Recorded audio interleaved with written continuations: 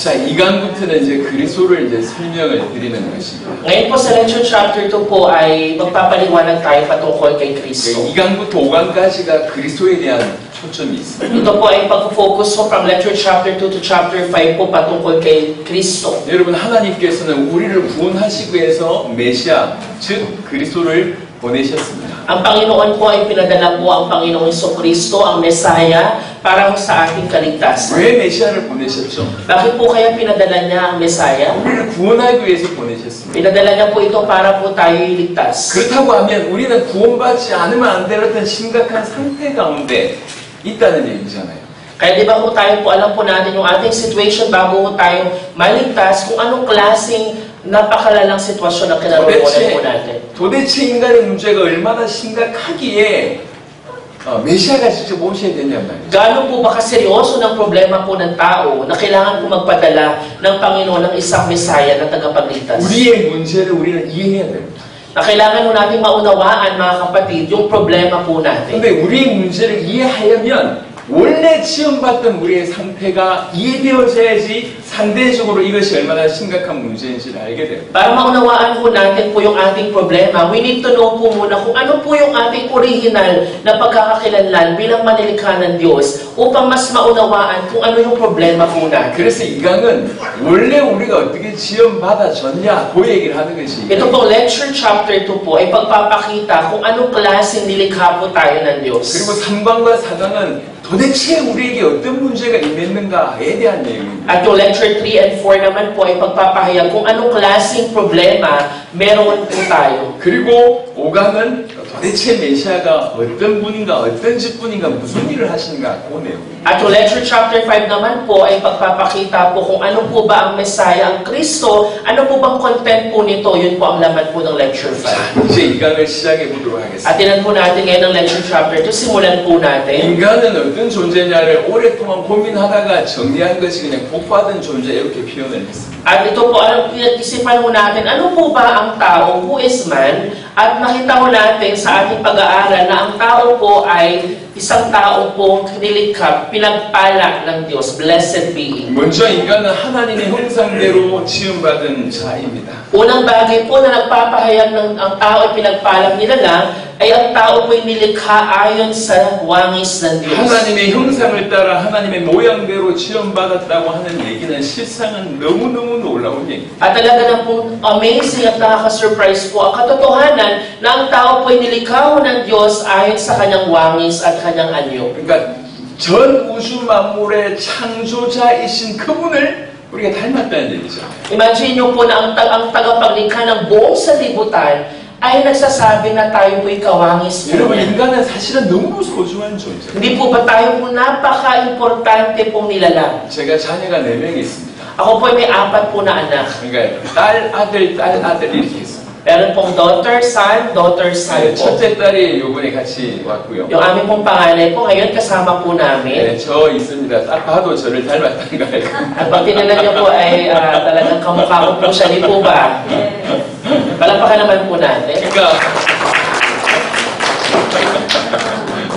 자녀가 아빠를 닮았다는 이 말 안에는 너무 많은 게 포함되어 있어요. Pag sinabi mo natin na ang anak ko, kamukha niya yung kanyang tatay o nanay, sa loob po ng salitang yun, napakarami pong kahulugan po nun. 능력과 상관없이, 그 다음에 가진 것과 상관없이 인간이 하나님의 형상대로 지원받았다고 하는 이 자체만으로 충분히 존귀한 자. Talaga naman po napaka-maganda kong pag-isipin at i-meditate ho natin na it doesn't matter kung ano pong ating yung background ho natin. But remember na ang tao ay nilikha ng Diyos ayon sa kanyang wangis. 여기 신학자들이 계시기 때문에 제가 요 언급을 좀 드리겠습니다. At alam ko po na may mga tao dito ho na Bible scholars po, mga nag-aaral ng Biblia. 저의 포인트는 하나님의 형상이 뭐냐라고 하는 포인트가 아니라 하나님의 형상을 닮았다는 게 뭐냐 요 얘기입니다. Ang point po natin dito mga kapatid ay hindi po yung kung ano ang wangis ng Diyos, kundi kung ano po ba ang kahulugan na tayo po'y nilikha ayon sa wangis ng Panginoon. 하나님의 형상이 뭔지는 여전히 2000년 동안 그 이상 동안의 수많은 신비로운 주제입니다. At marami na pong mga tao po ang nag-aral ng ilang libong taon na patungkol sa kung ano ang image, ano ang wangis ng Diyos. 그건 사실 다 얘기할 수가 없어요. At hindi natin kaya pong sabihin ang lahat ng yun. 하지만 우리 입장에서는 그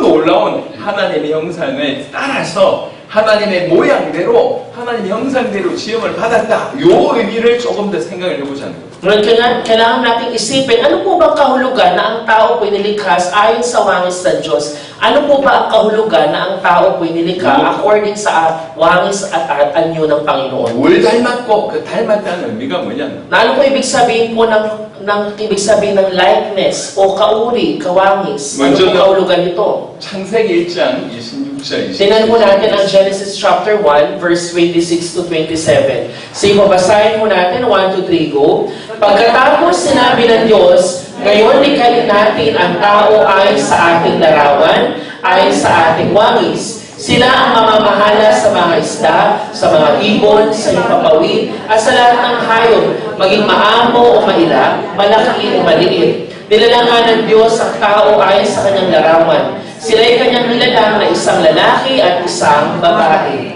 창세기 1장 26절 27절에 하나님의 형상을 따라 하나님의 모양대로라고 하는 응급이 이렇게 되어 있습니다. At makikita ko natin dito sa Genesis chapter 1 verse 26, ang sabi dyan, likhain natin ang tao ayon sa ating larawan, ayon sa ating wangis. Yan po yung mga salitang ating makikita. 사실 이 구절 하나만 나도 너무 많은 걸 다루고 있죠. At pag tinignan natin ito, napakarami nating makikita by just looking at these two verses 그 po. 중에 가장 인간이 하나님을 닮았다고 얘기할 때 어떤 부분을 얘기할 수 있느냐? Ngunit ano po ba makikita natin at masasabi dito sa sinasabi mo na ang tao ay nilikha ayon sa larawan at wangis ng Panginoon? 성경 한 구절 찾겠습니다. Tingnan mo natin po itong verse na ito. 요한복음 4장 24절입니다. 성경. John chapter 4, verse 24 po. Juan, Kabanata 4 po. 요한복음 4장 24절. 하나님은 영이시니 John chapter 4, verse 24 po. Kung may Bible po kayo, pwede nyo po buksan.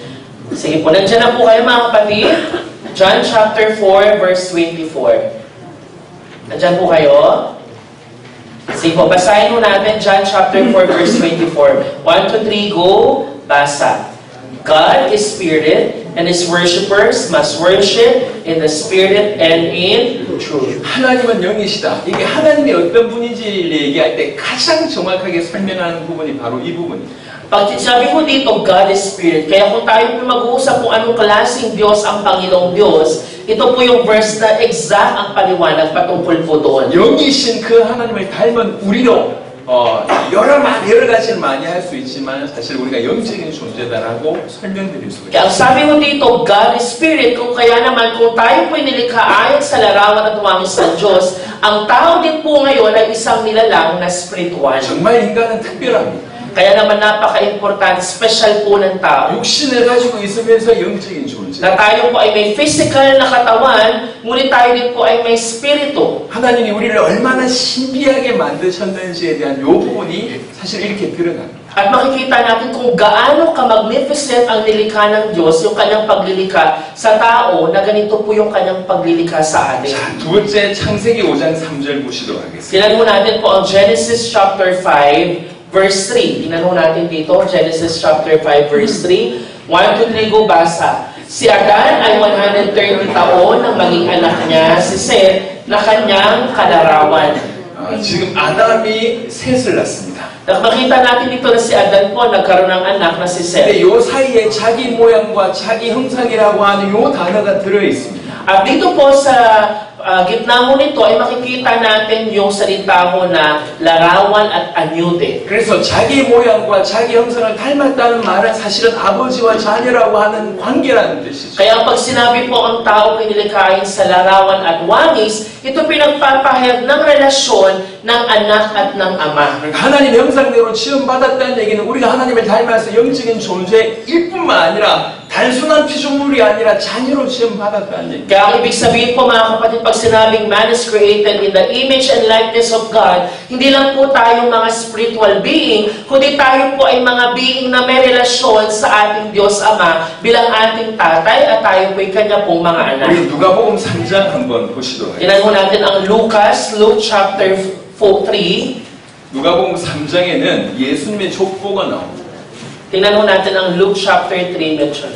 보통은 23절부터입니다. 보통은 누가 누구를 낳고 이렇게 되어 있습니다. Pag nakita mo natin po ang Luke chapter 3 verse 23, makikita mo natin po yung genealogy, yung pagsasalin-salin lahi po. 하지만 누가복음 3장 23절은 거꾸로 올라갑니다. 누구의 위는 누구라고 얘기하면서 누구의 아버지는 누구 이런 표현입니다. Usually po ang mga genealogy, makikita mo natin from tatay pababa sa anak. Ngunit dito sa Luke chapter 3, makikita mo from anak sino yung tatay, sinong tatay naman ang tatay na ito. Yun po yung pagpapahayag ng Luke chapter 3 verse 23 at mga sumusunod ho na talata. Isasam절 ba tayo? 23절만 읽어주세요. Sabi mo ng Luke chapter 3, allow me to read po. Now, Jesus himself was about 30 years old when he began his ministry. He was the son, so it was thought of Joseph, the son of Heli, 24절도 the son of Matthat, the son of Levi, the son of Melchi, the son of Janai, the son of Joseph. 그렇게 쭉 얘기하다가 38절입니다. Kaya pag binasa ho natin, makikita ho natin sa verse 38. The son of Enosh, the son of Seth, the son of Adam, the son of God. 아담에서 그치지 않고 그 위는 하나님이다라고까지 표현하고. Kaya hindi ho natapos ho kay Adan, kundi ang sumunod po doon, the son of God. Makikita natin ang Panginoon. 여러분, 우리가 하나님 형상대로 지원받았다는 얘기는 우리가 느끼는 것보다 훨씬 큰 얘기예요. Kaya naman po pag sinabing image and likeness of God, it's more than pa ho sa ating nararamdaman. 자녀들 입장에서는 이런 불평을 할 수 있습니다. Ang mga anak po, pwede ho silang ganitong magreklamo sa mga magulang. 아빠가 나한테 관심 있을까? Pwede nilang sabihin, itong tatay ko ba, pa, meron ka bang interes sa akin? 엄마가 나한테 관심 있을까? Itong nanay ko kaya, meron kaya siyang interes sa akin? 자녀들이 그런 걱정을 그런 이제 한 번씩 생각을 할 때 있지 않습니까? Hindi po ba may ganun pong pagkakataon ng anak mag-iisip sa kanyang magulang kung talaga bang mahal siya? 그 자녀가 그 자녀를 낳아보면 알아요. Kaya kung nakita mo natin, kapag yung anak na yon ay nanganak pa ng kanyang sariling anak mo, mararamdaman niya, mararanasan niya 그 mismo. 아이가 태어났을 때부터 눈 한 번 떼지 못하고 그 아이에게 집중했던 시절, 우리 자녀들은 모르잖아요. Di ba kung hindi yung alam ng mga anak, yung nararamdaman ng mga magulang na the moment na nanganak po sila at nakita mo yung baby, hindi nawawala yung palingin ng magulang dun sa anak. 아이가 여전히 걷지 못할 때, 이제 막 또 아장아장 걷기 시작할 때, 아이를 두면 어떻게 될지 모르기 때문에 화장실 한번 제대로 가지 못하고 어딜 가든지 간에 항상 그 아이에게 초점가 있는 거 어떻게 그 아이들이 알겠냔 말이에요. Di ba hindi yung alam ng mga anak kung yung sarili ho nila kung tinitingnan ba sila ng magulang dahil wala sila sa posisyon ng mga magulang sa tuwing nung sila po yung pinanganak, hanggang sila po ay naglakad, hanggang sila matuto pong maglakad ng kaunti, pumunta ko sa CR ng mag-isa, hindi ho naiintindihan yun sa side ng mga anak. 한국에 광고 중에 이런 광고가 한 번 있었어요. Sa Korea po may advertisement po na ganito. 이제 아이들을 막 이제 아이들을 막 가지고 있는 그런 젊은 부모를 젊은 아버지들을 초청을 한 거예요. At meron po doon sa advertisement na yung mga batang ama ay inimbitahan ho nila. 그리고 설문지를 줬습니다. At bigay po ng survey. 1번, 네 아이가 좋아하는 음식이 뭐냐? At tinanong po dun sa survey, itong anak na to, ano kayang kanyang favorite po na pagkain? 네 아이가 좋아하는 게 뭐냐? Ano ang favorite na food ng anak mo? 네 아이가 언제 가장 아팠냐? Ano ang time na nagkasakit ang yung anak? 이런 질문들 막 하는 거예요. At yun po yung mga tanong dun sa survey. 그 질문들 받을 때 막 기뻐가지고 막 아버지들이 막 써요. At sa pagsagot nila doon sa mga questions sa survey, talagang tuwa-tuwa po 기쁜 sila. 마음으로 막 쓰는 거예요. At talagang napupuno sila ng kagalakan while 근데 writing 그 their 다음 answers. 질문지가 나왔어요.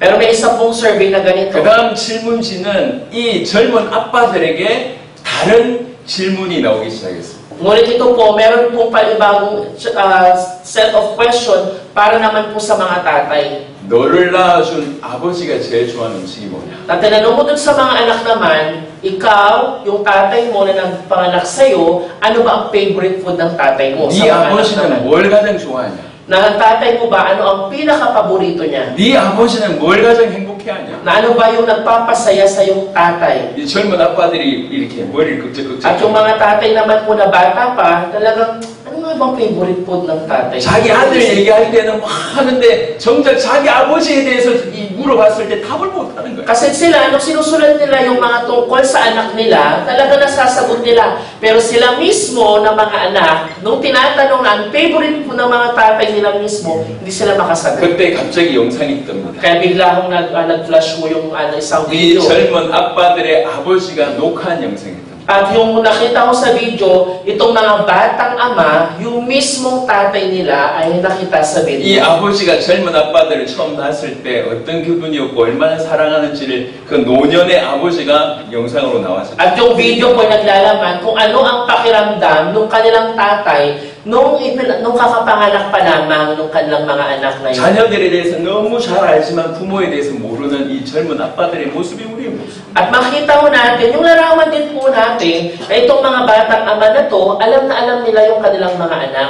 Pero pagdating sa sarili nilang tatay, hindi nila alam. 우리는 영원히 하나님이 우리를 사랑한다는 말을 이해 못할 수 있습니다. Na may pagkakataon po tayo mga kapatid, na hindi natin maunawaan yung pag-ibig ng ating Diyos Ama sa atin. 하나님의 형상대로 지원받았다 이 말이 얼마나 엄청난 말인지 우리가 이해 못할 수 있습니다. Minsan po din natin malaman o maunawaan ano ba ang kahulugan na ang tao ay nilalang ayon sa larawan at wangis ng Diyos. 하지만 성경이 그렇게 얘기하고 Ngunit ito po ang sinasabi ko ng Biblia, 우리가 하나님 형상대로 지원받았다. na tayo po ay nilikha ayon sa wangis at larawan ng Diyos. 그만큼 가치 있는 존재라는 거예요. Ibig sabihin po, ganun po tayong kahalaga at valuable sa Panginoon. 누구 한 명도 가치 없는 존재는 Na ibig sabihin, wala ni isa ho sa atin ang hindi mahalaga 그 sa 사람이 Panginoon. 뭘 가지고 있든지 없든지 상관없습니다. Kaya wala mo yan tungkol sa kung anong meron ka, anong kakayahan meron ka, it doesn't matter. 하나님의 형상대로 지원받았다고 한 그 자체가 가장 존귀한 자가 되게 되는 것입니다. Pinaka-importante po ay maunawaan natin na tayo pong tao bilang nilalang ng Diyos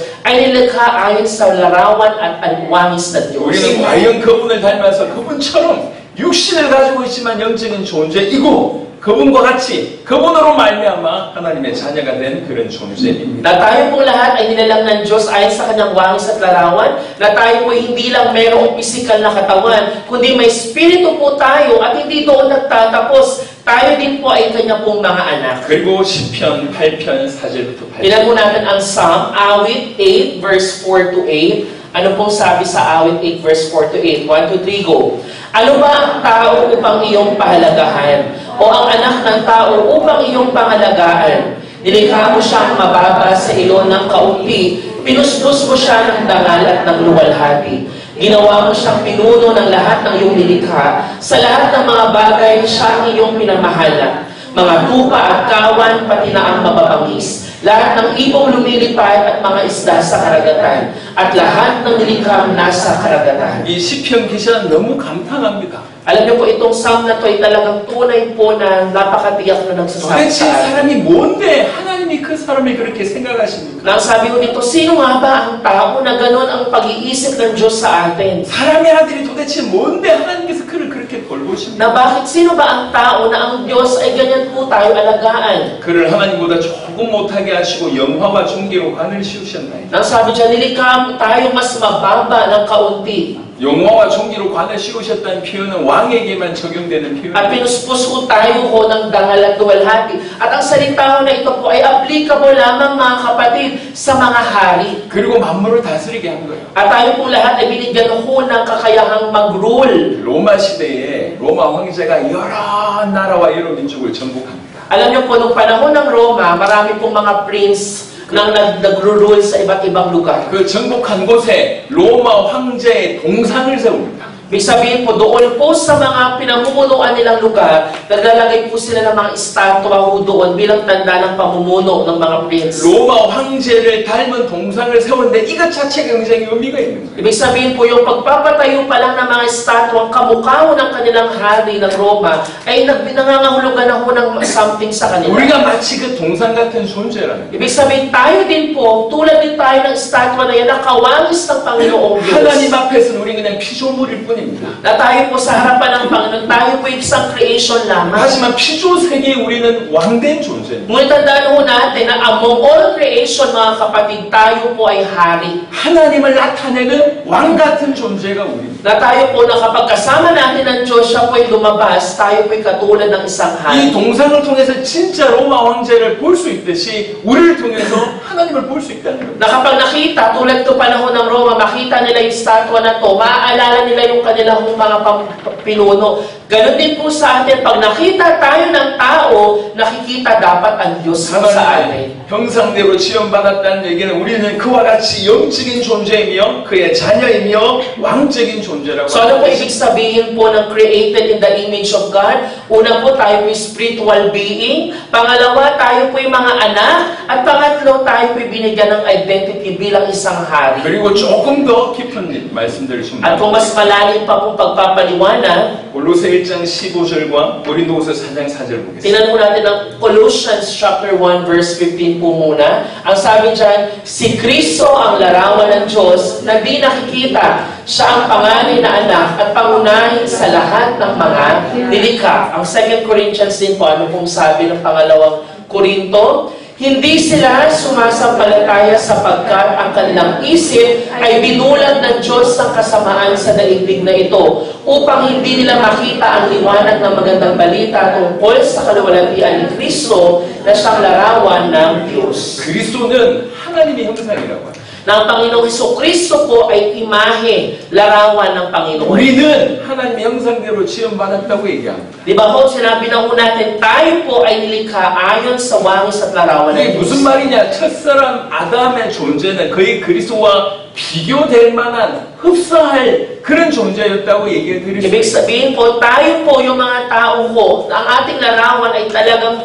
inibig po tayo ng Diyos mula pa sa umpisa, katulad din po ni Adan. 그래서 바울도 아담과 그리스도를 비교합니다. Kaya naman po, di ba, sinasabi natin si Pablo at saka si Adan, binibigyan mo natin sila ng comparison. 첫 아담, 마지막 아담 이렇게 얘기하면서 비교합니다. Sinasabi natin yung first Adam and the last Adam. 여러분 이 정도로 원래 첫사람 하나님의 형상대로 지음바 죄 없던 그 존재는 감히 그리스도와 비견될 만한 너무너무 놀라운 존재였다는 거예요. Na ang tao po, tulad po ng Panginoong Kristo, ang Panginoong Kristo po ay tulad po ni Adan din, the first Adam. Ngunit si Kristo po ay walang kasalanan at tunay po na iniibig po ng Panginoong Diyos. 이게 얼마나 큰 축복인지 우리 사실 잘 모릅니다. At hindi po natin nare-realize po ito kung gaano kalaking pagpapala, blessing ito sa atin. 어떤 신학자는 이렇게 표현했습니다. May isang Bible scholar na ito po ang kanyang sinabi. 큰 비행기가 가다가 추락을 한 거예요. Na meron po ang isang sumakay po sa isang eroplano 추락 at 비행기가 biglang po bumagsak po yung 그래서 eroplano. 비행기를 이루고 있던 그 기체 중에 이 부품이 저 떨어져가지고 한쪽에 있는 겁니다. At makikita po, dahil bumagsak po yung eroplano, makita po yung remains, yung natira po dun sa eroplano, dun sa gilid. 그거를 그 밀림에 살던 원시인이 발견했다 칩시다. Sabihin mo natin, yun po yung original na itsura ho ng anyo ho ng eroplano. Sabihin mo natin. 이 기체를 보고 비행기의 외형을 생각할 수 있을까요? Masasabi po ba natin na kapag nakita lang yung portion po ng eroplano, masasabi ba natin na ito po ay eroplano? 아니면 이거 가지고 그 비행기 내부 전체에 들어가는 감이 상상할 수 있을까요? Marirealize ba natin, may isip ba natin, may imagine natin na itong portion lang na eroplano nakita, may imagine ba natin kung ano ang loob ng eroplano? 지금 현재 우리는 너무나 무너져 있는 상태. Tayo din po mga kapatid, ganun po yung situation ng ating mga sarili. 그래서 처음 지원받았던 그 상태를 과연 우리가 생각할 수도 상상할 수도 없다는 것입니다. Dahil po ganun yung situation ng ating mga puso na hindi na natin naiisip na kailangan nating bumalik sa original nating yung original nating pagkakakilanlan. 그럼에도 불구하고 우리는 여전히 하나님 형상을 가지고 있습니다. Ngunit kahit ganun pa man mga kapatid, dala-dala ho natin ang anyo at larawan ng Panginoong Diyos. 저기 필리핀에서 제일 큰 돈이 1,000페소잖아요. 1,000페소가 있다 칩시다. Let's say po, di ba po sa Pilipinas, pinakamalaking amount po yung 1,000, di ba po, sa pera natin. 아예 이렇게 구겨가지고 이렇게 던졌다 칩시다. Sabihin mo natin na itong 1,000 na to ay nilukot-lukot po at tinapon. 너무 구겨져 있어요.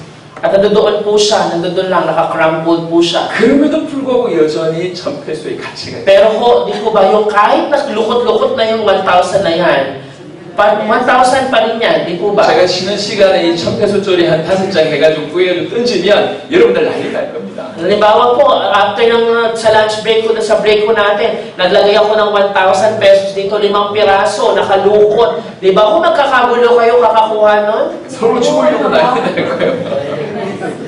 그 정도 피로 구겨져 있지만 가치가 있다는. Kaya ibig sabihin po, ganun man ang situation natin ngayon, tayo po ay valuable, mahalaga. 우리는 하나님 형상대로 지원받은 존재예요. Bakit po? Dahil tayo po ay nilikha ayon sa larawan at wangis ng Diyos. 우리는 하나님의 닮아서 영적인 존재이고 Na tayo po ay nilikha ng Diyos ayon sa wangis niya, we are spiritual beings. 처음부터 그의 자녀고 Na tayo po mula sa umpisa ay anak po niya. 왕 같은 자이고 At tayo tulad ng isang hari. 감히 그리스도와 비교될 자였습니다. At tayo po ay kaya makikumpara kay Jesucristo. 네, 거기에서 멈추지 않고 하나님이 그들에게 복을 주시며 라고 창세기 1장 28절에 At hindi po doon natatapos, ang Panginoon Diyos po ay pinagpala mo sila, makikita natin sa Genesis chapter 1 verse 28. Na ang sabi mo sa Genesis chapter 1, na tayo po ay pinagpala ho ng Diyos. Pakibasa ho natin. At sila ay pinagpala niya, sinabi niya, magpakarami kayo at kulitin ninyo ng inyong mga anak ang buong daigdig at kayo ang mamahala nito. Binibigyan ko kayo ng kapangyarihan sa mga isda, sa tubig, sa mga ibon, sa ipangawid, at sa lahat ng mga hayop na nasa ibabaw ng lupa.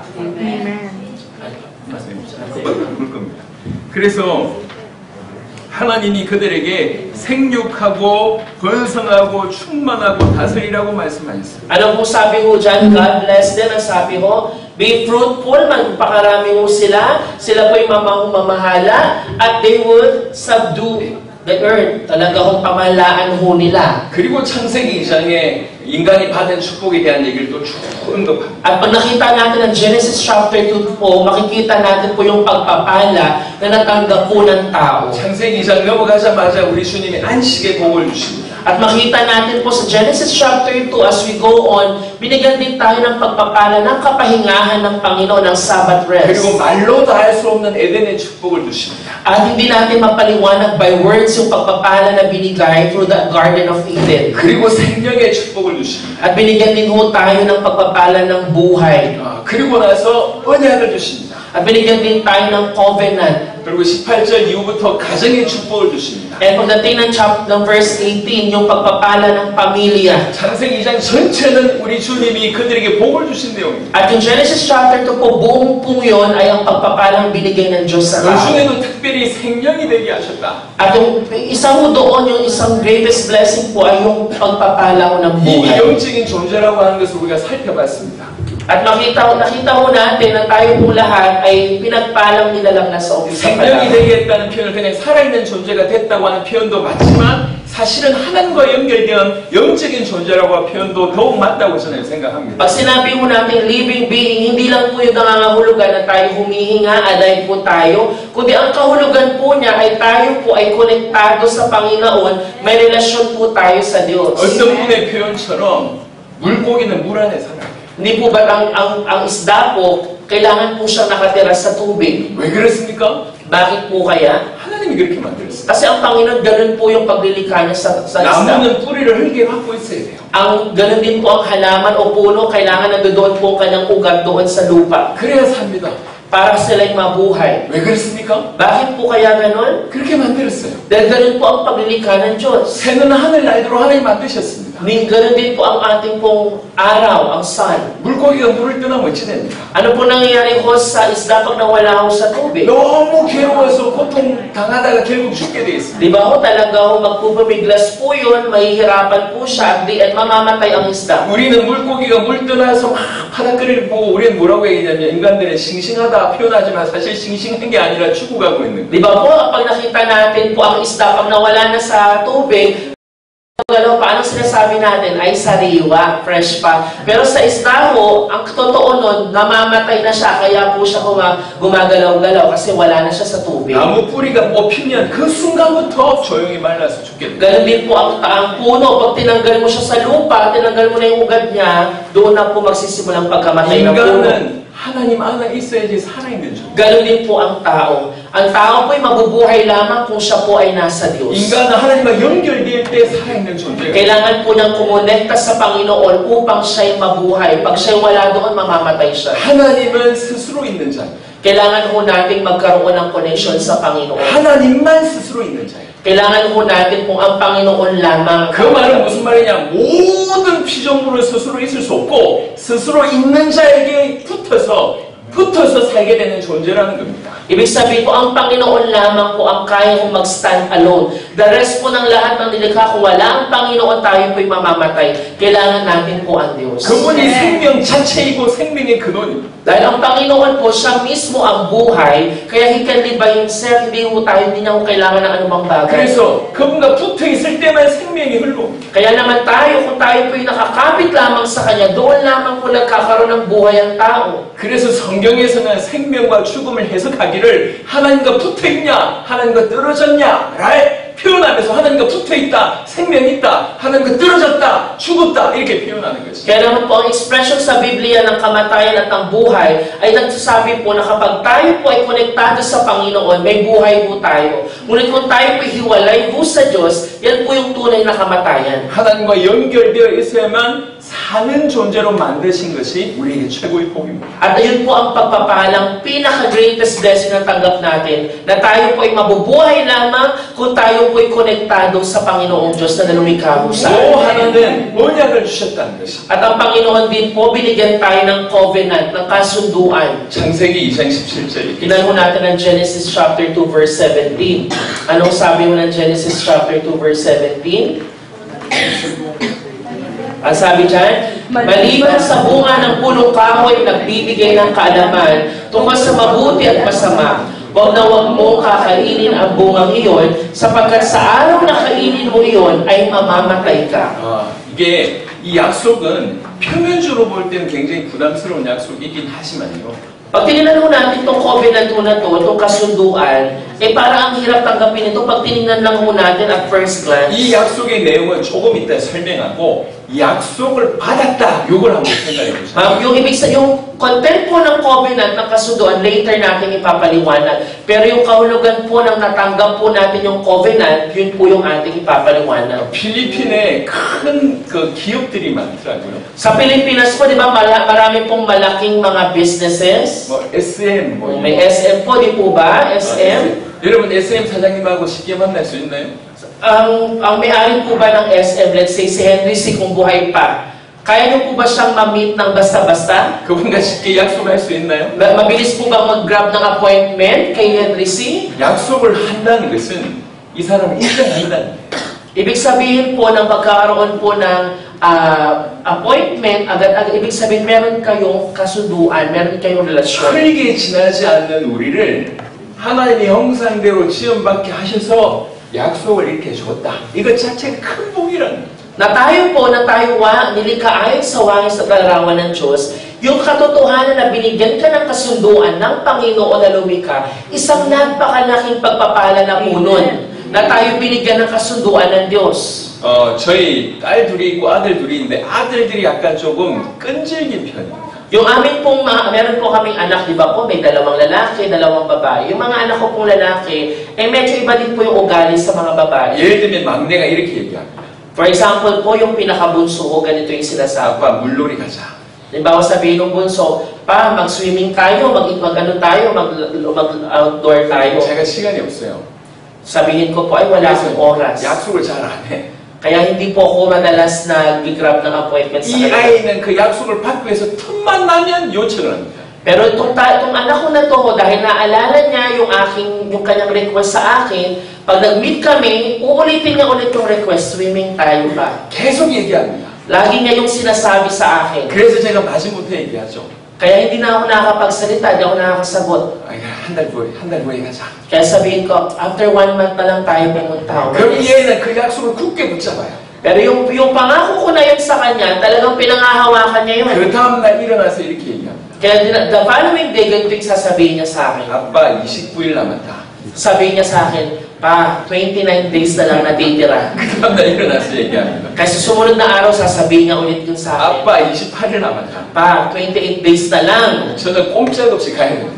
Kaya kailangan, kapag ganun, talaga kailangan kong pumunta talaga. 제가 앞만 바빠도 지켜야 돼요. Kaya kailangan, kahit gaano ka-busy, kailangan sundin yung pangako, yung kasunduan ko sa 왜 kanya. 그랬습니까? Bakit po kaya? 내가 약속을 했기 때문에. Kasi nangako ko sa kanya, kailangan ko tuparin yun. 여러분 성경에 우리 하나님 이름을 여호와 하나님이라고 얘기합니다. Di ba po sabi mo natin dito sa Biblia, ang Panginoon ay as our Jehovah. 그 여호와 하나님이라고 하는 표현은 약속의 하나님이라고 하는 Ibig 표현입니다. sabihin po ng Jehovah, our God Jehovah, ibig sabihin po ng ay God who keeps promises. 그 하나님은 목숨 걸고 약속을 지킵니다. Ibig sabihin ng Panginoon po, dala-dala yung kanyang buhay, kanyang pong tinutupad yun, kahit na ang buhay pa niya ang 그런 kalipas. 분이 우리에게 약속을 줬다. At ganun po yung sinasabi natin na itong Diyos na to ang nangako po sa atin, nagbigay ng kasunduan. 사실 그 내용도 엄청난 축복의 내용인데 우리를 죽이려고 하는 내용이 아니었어요. At itong po kasunduan na to po, ang content po nun ay tunay na pagpapala po sa atin. 자, 이 강의 내용을 정리하겠습니다. At let's summarize po yung content ng lecture 2. 여러분들 중에는 대단한 부자가 뭐 있을 수도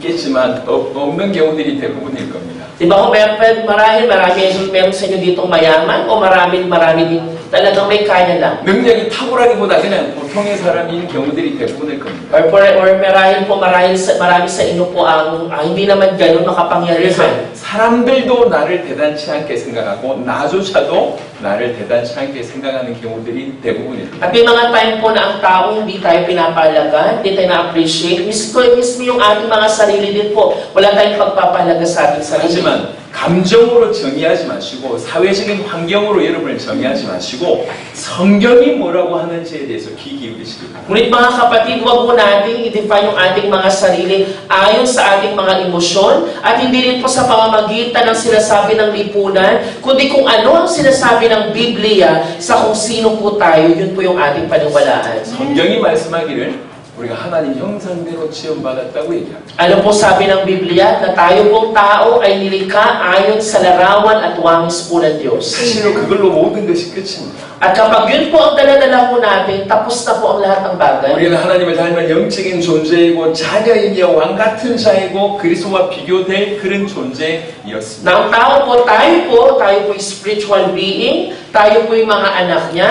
tayo po ay isang hari, at tayo din po yung taong katulad din ni Kristo. 모든 생물을 다스리는 복을 받았습니다. At tayo po yung nakatanggap ng pagpapala to rule and manage the whole creation. 안식의 축복, 에덴의 축복, 가정의 축복을 받았다.